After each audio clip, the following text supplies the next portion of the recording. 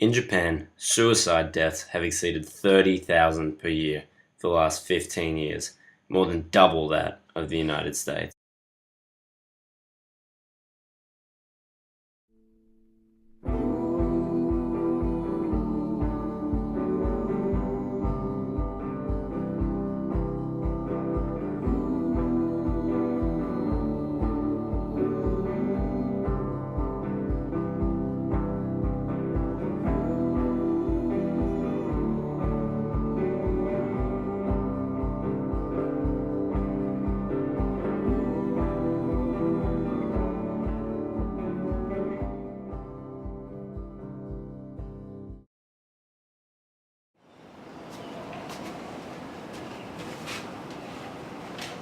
So, Mr. Gore, tell us why you decided to make a documentary about suicide in Japan.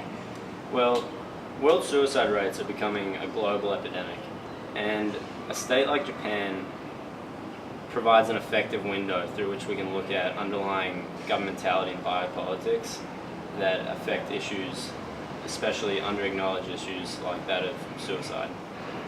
And why did you decide to premiere it on World Suicide Prevention Day? Well, I wanted the scope of my documentary to reach not only people in Japan, but also in the rest of the world. I wanted to show how this is a problem that affects all scales, whether that be the individual, the community, or at a national level. And I also wanted to show that any one of these scales can do something to stop suicide. With the amount of people dying each year from suicide reaching over 30,000 people for the past 15 years, there's no doubt that the effects on the demographics of Japan are going to be of great concern. The overall population is going to continue to decrease as the suicide rates soar and combined with the already low birth rates and negative population growth. It's the youth, aged 15 to 24, who are the most at risk for suicide attempts and mortality from suicide. As these young people commit suicide and the birth rates continue to decrease, Japan will reinforce its reputation as a gray-haired country with a large aging population. The suicide rates among youth in Japan also tend to be increasing and are significantly higher among men. If this trend continues, the female population will exceed that of the male population. This may further impact the reproductive possibilities within the country, not only because they're losing the most fertile reproductive age group, but also because the male-female ratio will be imbalanced. Not only that, but with the younger age group declining, the country is losing a valuable part of the society, which is the potential workforce. Suicide rates among those in their mid-20s to 30s are also high, which means Japan is not only losing its potential working group, but also its current working group. So with these age brackets declining, the economy will most definitely suffer, which will cost the government billions of dollars. The lack of a viable working force and the decline in the younger age brackets will also cause the aging population to put an even further strain on the economy, with fewer people paying for the healthcare and pensions of the elderly and retired, as well as fewer contributing to the economy. It has been estimated that in 2009, the total cost of suicide in Japan was in excess of 2.7 trillion yen, which equates to approximately 35 billion Singapore dollars. It's evident then that intervention at the individual, community, and national levels is necessary in order to promote the biopolitical program to decrease suicide rates. Dear Diary, my boyfriend dumped me yesterday. He was the only person who actually cared about what I had to say, and he never laughed at me when I couldn't do my math. He was not like my other classmates, or like my senseis, who always laughed at me and showed my mistakes on screen in class. Sometimes he made me stand on the table, holding my chair on top of my head for hours while the rest of the class watches. My father always dismissed me and said that I was too weak. He said that his studying days were just like that and he survived it. And if I were to give up on studying in this school, he'll kill me himself. All for the money he spent on my juku, or cram school. And with the grades that I'm getting in school, I'm not even sure if I can secure a job. I'd rather kill myself right now at my own accord. All my life, I've only wanted someone to love and care for me, someone who doesn't care how many aces I could score in my exams. Japan is shiken jigoku, examination hell, and I'm not going to bear a child just to see him suffer the same as I do. In school, if you're not a straight A student, you're a failure. If you're labeled as a failure, no one would make friends with you, because they think that that you will not be useful to them in any way. Obviously, no one thought that I would be a useful acquaintance. It's embarrassing to admit it, but I just want to be MI. I heard Uncle Noji committed suicide today. He jumped off the 44th floor of his office building. The Oji-san next door told me that Uncle Noji was heavily in debt and suicide was the simplest way out. Well, if Uncle Noji can do it, so can I. Uncle Noji would never have to pay off debts ever again. Perhaps suicide can solve my problems too.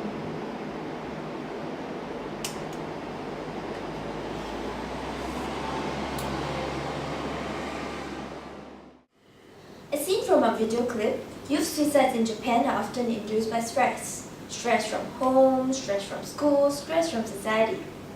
Living in an examination hell, Shiken Jigoku, the individual is often pressurized to do well, and there is often no room for mistakes. In the Japanese society, the individual has many expectations to fulfill and numerous roles to play. Through governmentality, the Japanese government uses rigid examination and existing social stigmas to guide the individual's governance of themselves. The model Japanese youth is expected to be self-disciplined and submissive. They play the role of a good student who studies hard and scores well for examinations, and a good son or daughter who abide by the rules and wishes of their parents, without questioning their authority. Such intense pressure exerted on the individual often induce the individual's sense of failure, especially when they do not or cannot conform to such expectations. What the individuals can do to protect themselves against suicides is probably to seek help from professional healthcare counselors. And more importantly, since suicide is an issue that concerns not only the individual, what they can do to help themselves is dependent on the various actors of other scales. How different is it being a mental health professional in Japan? Well, I've been practicing in Japan for the past year, and I've noticed that I have very few voluntary patients, and the ones that I do have usually come in under anonymous names. And this is such a great example of Japan's shame culture. People who express themselves or seek help are looked down upon in Japanese society as they are publicly displaying their weaknesses. What is a major challenge for mental health professionals in Japan? The cultural stigma that's associated with seeking help from a mental health professional, and this is something that needs to be eradicated. People need to understand that suicide is not just a personal problem. The community and the government should start taking responsibility in spearheading Japan's progress, and especially in this aspect. There are several indirect and direct factors at the community scale that are contributing to the high suicide rates among youth in Japan. Starting with the indirect factors, in Japan, suicide is not considered a sin and thus is not punishable by God. Other indirect factors include the historical honor as well as the sincerity associated with suicide. There are also social constructs that are more direct in their impact on suicide rates. The main factor is Japan's unique shame culture whereby no one is willing to reveal their weakness to others. This stifling of individual expression and feeling is a direct social pressure on the individual. In most cases, that is the main factor for committing suicide. The Japanese education system is also known to be highly competitive as it follows a ranking system. The students have to earn their ranking based on their performance, and thus the students are in constant pressure to outperform their peers, which contributes to the competitive environment. Bullying is also a serious contributing factor to suicide, with in 2011 about 200 students killing themselves, citing bullying as the reason, and this number is on the rise. However, there have been several measures used to reduce suicide rates at the community level. This main measure is Health Akita 21, which has been used to raise awareness of suicide prevention, increase opportunities for mental health consultation, and create a more supportive environment. Looking at school-based suicide prevention programs is crucial when targeting teenagers. Teachers play a key role in identifying suicide behavior and raising the awareness of the impact suicide brings. Developing a good support network for students who are vulnerable would also act as a good preventative measure. Since the last Minister of Finance ended his life on World Suicide Prevention Day, how does it feel to be catapulted into such an important position? Now there is more pressure on me to firstly prove my competency as a finance minister and to be an exemplary role model for the rest of the nation. Do you think you would be able to handle the stress of the job better than your predecessor? That's a good question. Personally, I have my own coping mechanisms that have gotten me through pretty stressful situations in my life. And after having witnessed firsthand the impact of suicide, I'm positive that I'll be able to overcome them without resorting to suicide. Do you think the deteriorating financial climate could be due to the rising suicide rates? Yes, it really puts quite a bit of strain on the already limited human resources, not to mention the economic cost that it brings with it. Looking into this will be really helpful. At the national scale, high unemployment rates are forcing more Japanese to declare bankruptcy, putting financial stress on a greater proportion of the nation. Coupled with the recent economic depression, many Japanese citizens are turning to suicide as a solution. In addition, the government has not effectively addressed the statewide problem of youth bullying in the school systems, which is consistently reported as one of the main reasons for depression and suicide among the youth. Also, the government is struggling to deal with the consistently declining fertility rates. This relates to suicide rates in that a 1% increase in fertility rates has the potential to decrease suicide rates by 0.7%, which is due to the presence of greater familial and social ties. In 2000, the government devised a policy called Health Japan 21, where the goal is to reduce suicide by 30% by the year 2010. Although this plan has achieved some, but very limited success on the community scale, it has ultimately failed at the national scale. Subsequently, 10,000 frustrated citizens who felt that the government wasn't taking the issue of suicide seriously signed a petition leading to the program Gateway 47 in 2012. This program aims to get all scales involved in the issue of suicide, with actors ranging from physicians to employers to government officials to the general public. Overall, despite the fact that the Democratic Party of Japan is receiving criticism for its marketing of the program, the government is making strides to address the issue of suicide on a national level.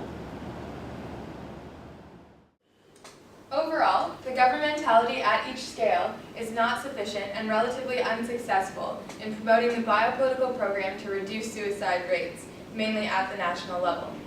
The governmental policies discussed have been ineffective, which is evident by the still increasing suicide rates among youth. At a community level, some initiatives have been successful, such as the implementation of Health Akita 21 in the Tohoku region. But there is always room for improvement. Suicide rates among homosexual youths is higher than ever, and bullying also remains one of the main causes that should be addressed at all scales in order to reduce suicide. The media could also play a more significant role in the education of mental health issues and raising awareness, such as the cooperation that happened between the 4 main internet providers that reduced internet suicide pacts and saved dozens of lives. Suicide is a problem that Japan, as well as the rest of the world, must address, and the individuals, community, and the nation must work together in order to save thousands of lives. Well, I met you at the blood bank. We were looking at the bags, wondering if any other color matched any other names we knew on the tags. You said, see, look at that's yours, stacked on top with your brothers.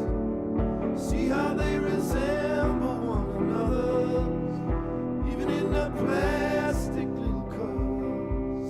And I say,